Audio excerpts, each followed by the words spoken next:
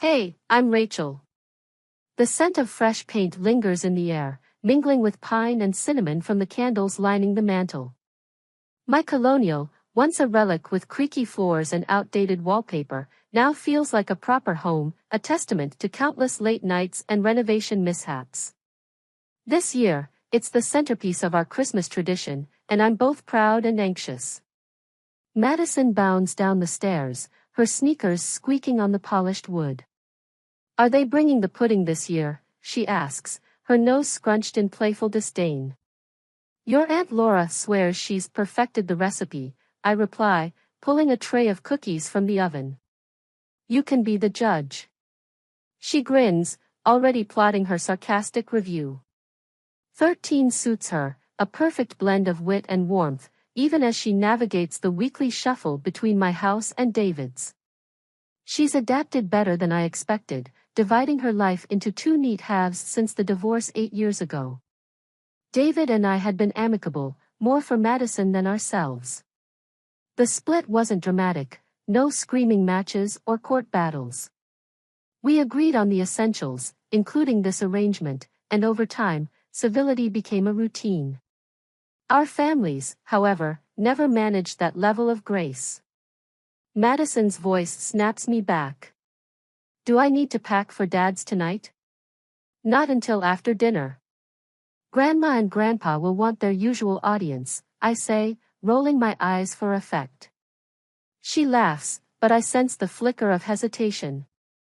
Dinner conversations with my traditional parents often involve pointed questions about David or Charlotte.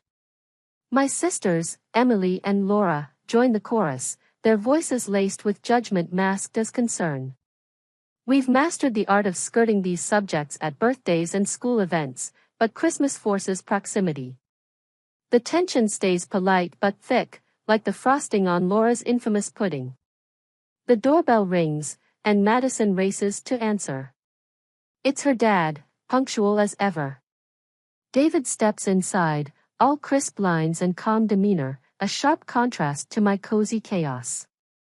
His tie hangs loose, and his coat carries the faint scent of winter air. Smells festive, he says, glancing at the cookies.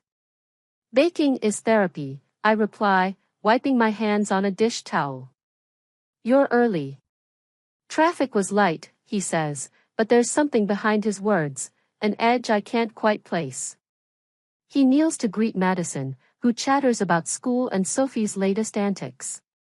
His smile softens as she speaks, but it doesn't reach his eyes. Charlotte and Sophie good? I ask, keeping my tone neutral. They're fine, he replies, but the hesitation lingers. We've had years to rebuild a working relationship, but moments like this remind me how much remains unspoken. Madison drags him to the living room to show off her latest art project, leaving me in the kitchen with the quiet hum of the oven. I glance at the dining table, already set for tonight's dinner, each place card a careful negotiation of space and peacekeeping. The thought of blending families, truly blending, always felt like an impossible puzzle. Birthdays are one thing, but Christmas carries a weight of tradition that doesn't easily adapt.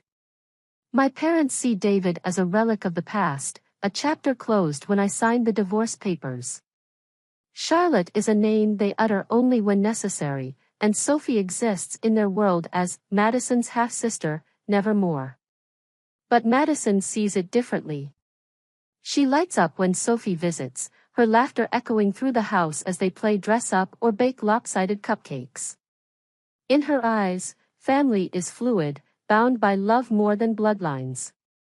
It's a perspective I admire, even envy, though it complicates my own attempts to keep the peace. Mom, Madison calls, peeking into the kitchen. Can we keep the cookies out for dessert? Not if you keep sneaking bites, I tease, but her grin tells me it's a losing battle. David appears in the doorway, his expression unreadable. Thanks for letting me come early, he says, his tone softer now. We should talk sometime, soon. About? I ask, bracing for the answer. He hesitates, glancing toward Madison. Not here. Later. Okay, I say, unsure if I mean it. He nods, retreating to the living room while my mind races through possibilities. By the time dinner begins, the house buzzes with the usual holiday energy. My parents, sisters, and their families fill the space with laughter and stories, their voices blending into a symphony of nostalgia. Madison floats between rooms, her presence a bridge between generations, but my own focus keeps slipping to David's earlier words. As the evening winds down and Madison gathers her things for the switch to David's house, I pull her into a hug. "You okay?" I ask, holding her a little tighter than usual. "I'm great, Mom," she says, her smile reassuring. "Christmas is going to be awesome." I nod, watching as she heads out the door with David. The night settles around me, but the weight of the day lingers. This Christmas might test the limits of our carefully constructed civility. The first sign something was wrong came in late October, though Madison didn't say much at first. She came back from David's unusually quiet, slipping into her room without her usual rundown of Sophie's antics or Charlotte's baking experiments. I pressed gently, but all she said was, "Charlotte's been really tired." I thought it was nothing, a bug going around or maybe the exhaustion of keeping up with Sophie's endless energy. It wasn't until Madison mentioned hospital visits a few weeks later that I realized how much she'd been holding in. When Madison told me about Charlotte's hair falling out, her voice dropped to a whisper. "Sophie cried and tried to stick it back on with tape," she said, staring down at the unfinished math homework on the table. That image has stayed with me, a quiet ache that resurfaces every time Madison mentions them. Last week, Madison mentioned he'd stopped going to work, something about taking a leave of absence. "He's there all the time now," she said, swirling spaghetti on her fork. "At the hospital, I mean. Sophie misses him, but he says Charlotte needs him more right now." The words felt like a knife twist, though I couldn't place why. Maybe it was the guilt of relief that I wasn't in his shoes or the creeping realization that Madison was caught in the middle of something too big for her to navigate alone. Madison hasn't complained, not directly. But I've noticed the subtle ways this is weighing on her. The way she clings to Sophie a little tighter when it's time to drop her off. The way she hovers by her phone, waiting for updates like a parent instead of a big sister. Even her teachers have picked up on it. I got an email from her homeroom teacher last week. "Madison seems distracted during class lately. Is everything okay at home?" I replied with a carefully worded explanation about her father's side of the family, leaving out the specifics. It felt too personal, too raw, to share. Sophie, meanwhile, is struggling in her own way. Madison said her kindergarten teacher mentioned she's been acting out, refusing to share toys, bursting into tears over small things. It's not surprising. She's 5. How do you explain cancer to a child who still believes in Santa Claus? I tried to broach the subject with Madison one night, to see how much Sophie understands. "Does she know what's going on?" I asked. Madison hesitated, curling her legs under her on the couch.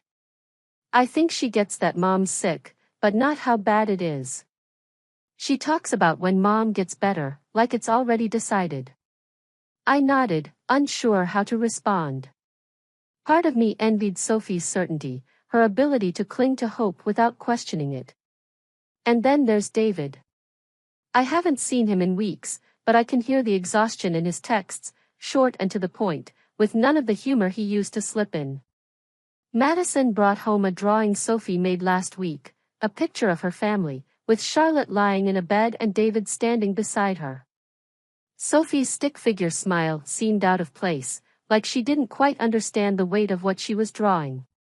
"She wanted me to give it to you," Madison said, sliding the paper across the table. "She said she misses coming here." I didn't have the heart to ask why Sophie wasn't drawing herself at home anymore. The knock at the door startles me. It's barely 5 in the afternoon, but the December sky is already inky, shadows stretching across the snow-covered lawn. I open the door to find David standing there, hands shoved deep into his coat pockets, his face pale under the porch light. "Hey," he says, his voice tight. "Hi," I reply, stepping aside to let him in. "You're early." He nods, brushing snow off his boots as he steps inside. Madison is upstairs, probably packing for her week with him. I can hear faint music drifting from her room, something upbeat she plays when she's trying to distract herself. David doesn't sit down. Instead, he hovers near the entryway, shifting his weight from foot to foot like he's debating whether to speak. It's unlike him. David has always been the calm, steady one, even during the divorce. This hesitation feels wrong, unsettling. "Everything okay?" I ask, crossing my arms. He exhales sharply, glancing toward the stairs before turning back to me. "I need to talk to you. About Christmas." I tense, already bracing for whatever he's about to say. "What about it?" He hesitates again, his gaze dropping to the floor. "It's about Sophie. And Charlotte." The way he says their names, the weight in his voice, makes my stomach knot. I gesture toward the living room, and we sit down, the distance between us feeling larger than the couch allows. "Charlotte's going to be in the hospital over Christmas," he starts, rubbing the back of his neck. "The treatments they're taking a toll. She's too weak to come home, and Sophie, she's been asking about Christmas nonstop. About Santa, the tree, the cookies, everything." I nod slowly, not sure where he's going with this. "I can't," his voice cracks, and he pauses, swallowing hard. "I can't give her that this year. Not at the hospital. She doesn't understand why her mom can't be there, why everything's so different." He looks up at me, his eyes bloodshot. "I'm asking, no, I'm begging, you to let Sophie spend Christmas here. With you. With Madison." The words hang in the air, heavy and unspoken for too long. "David," I trail off, unsure how to respond. "I know it's a lot to ask," he says quickly, leaning forward. "I wouldn't be here if I had any other choice. But she needs this. She needs something normal, something that feels like Christmas. And Madison," he glances toward the stairs again. "She's been asking about it too. She wants Sophie here." I blink, caught off guard. Madison hadn't mentioned that. David runs a hand through his hair, his fingers trembling. "I'll stay out of the way. I won't intrude. I'll drop her off and pick her up. Whatever you need, I'll make it work." His voice breaks, and he looks away, his jaw clenching. For a moment, I don't say anything. I can hear the faint hum of the heater, the creak of the floorboards upstairs. "Does Sophie know you're asking me this?" I finally ask. He shakes his head. "No. I didn't want to get her hopes up. But Rachel, she's been talking about Santa nonstop. Her favorite Christmas movies, the cookies Madison helped her bake last year. She keeps asking when we're going to set up the tree, and I don't." He stops, his hands curling into fists. "I don't know how to tell her that there won't be one this year." The knot in my stomach tightens. I think of Sophie's handmade card Madison brought home last week, the one with Charlotte lying in bed and Sophie's smiling stick figure standing next to her. "Charlotte's parents?" I ask, though I already know the answer. "They can't come," he says, his voice flat. "The visa issues haven't changed. And my parents, well, you know how that is." I nod, biting the inside of my cheek. David leans forward, resting his elbows on his knees. "I've thought of everything, Rachel. I've tried everything. But this is the only thing I can think of that might give her a little bit of happiness right now. A little bit of magic." The desperation in his voice is undeniable. I glance toward the stairs, where Madison's music has grown louder. I can picture her sitting on her bed, surrounded by half-packed bags, probably texting Sophie about their plans for next week. Madison overheard me talking to Charlotte about it, David says quietly. She's really hoping you'll say yes. She even said she'd stay with me at the hospital if it meant Sophie could be here. That hits harder than I expect, like a punch to the chest. Madison shouldn't have to make choices like that. None of them should. I exhale slowly, trying to steady the whirlwind of thoughts in my head. David, this isn't just about Sophie. You know how my family is. If I say yes, it's going to complicate everything. I know, he says, his voice barely above a whisper. But I'm asking anyway. For the first time since he walked in, David's composure cracks. His shoulders slump, and his eyes glisten as he stares down at the floor. I'll think about it, I finally say, my voice soft but firm.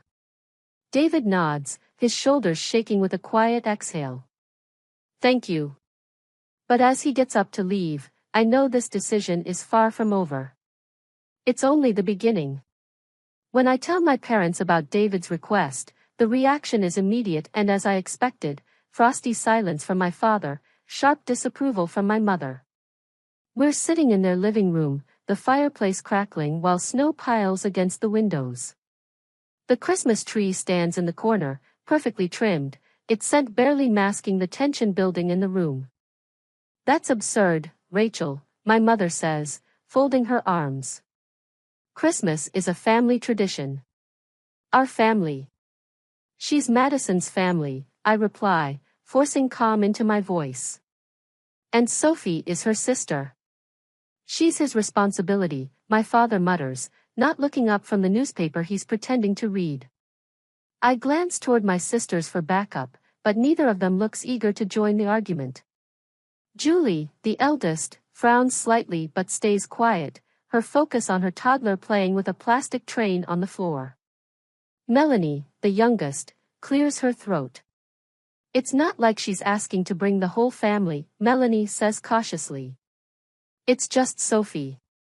My mother's head snaps toward her, eyes narrowing. You think it's appropriate to change everything we've planned for someone who doesn't belong here? Mom, that's not fair, I cut in, my voice sharper than I intended. Fair? She echoes, leaning forward in her chair. Was it fair when David walked out on this family? When he left you to raise Madison on your own? I bite my tongue, forcing myself to take a deep breath. This isn't about him. It's about Sophie. And Madison. Julie finally speaks, her tone measured. Rachel, you've spent years keeping things civil for Madison's sake, and I respect that. But it's going to complicate things. Mom's right. Where do you draw the line? What happens next year? Or the year after? It's not a precedent, I say, trying to keep my frustration in check. It's one Christmas. And it's not like Charlotte's situation is permanent. God willing, my mother says, clasping her hands together in an exaggerated gesture of prayer. Melanie rolls her eyes. Seriously, Mom? Rachel, my father says, his tone low and deliberate. You've done more than enough. Don't let him guilt you into this. You have a life, and you don't owe him anything. It's not about guilt, I snap, my patience finally wearing thin. It's about doing what's right. Sophie's 5 years old. She's losing her mom, and all she wants is one day that feels normal. One day where she doesn't have to think about hospitals and treatments and, I trail off, my voice breaking. Madison appears in the doorway, her arms crossed tightly over her chest. If Sophie can't come, I won't either. The room falls silent, all eyes on her. What did you say? My mother asks, her voice low and dangerous. Madison steps forward, her chin lifted defiantly. You heard me. If Sophie can't be here, I'll spend Christmas with Dad. And Sophie. At the hospital, if I have to. My mother opens her mouth, but Madison doesn't give her a chance. You don't get it. Sophie's my sister. She's family. And if you can't see that, maybe we shouldn't be celebrating together at all. Madison, I say, my tone firm but gentle. Go upstairs.